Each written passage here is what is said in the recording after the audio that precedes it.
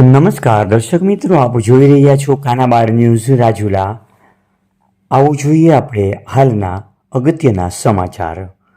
શિયાળ બેટને સરકાર દ્વારા ટુરિઝમ બનાવવા બાબતે શિયાળ બેટના ગામ લોકોએ સખ્ત વિરોધ નોંધાયો.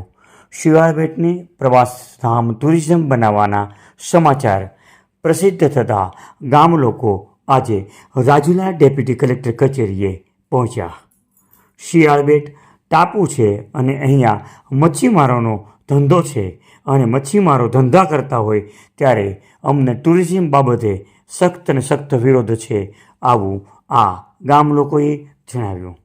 ગામ લોકો એકત્રિત થઈને રાજુલાના ડેપ્યુટી કલેક્ટરને એક આવેદનપત્ર પાઠવ્યું.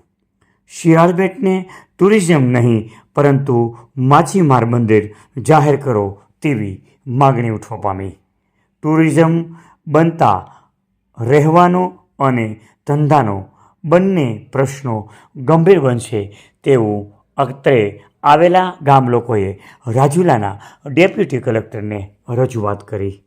ઉપરોક્ત આવેદનમાં વિવિધ રજૂઆતો સાથે સમગ્ર ગામ લોકોએ આજે આ આવેદનપત્ર રાજુલાના ડેપ્યુટી કલેક્ટરને પાઠવ્યું અને સાથે સાથે ચીમકી પણ ઉચ્ચારવામાં આવી કે જો સરકાર દ્વારા આ કાર્યક્રમ શરૂ જ રાખવામાં આવશે તો અમારા તરફથી ઉગ્ર આંદોલન પણ કરવામાં આવશે.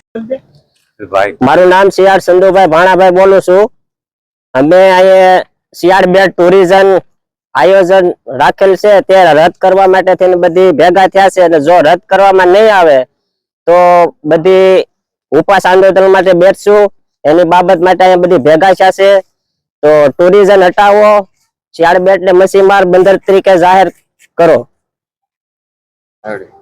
મારું નામ શીતળભાઈ બાળદિયા, ગામ શિયાળ બેટ.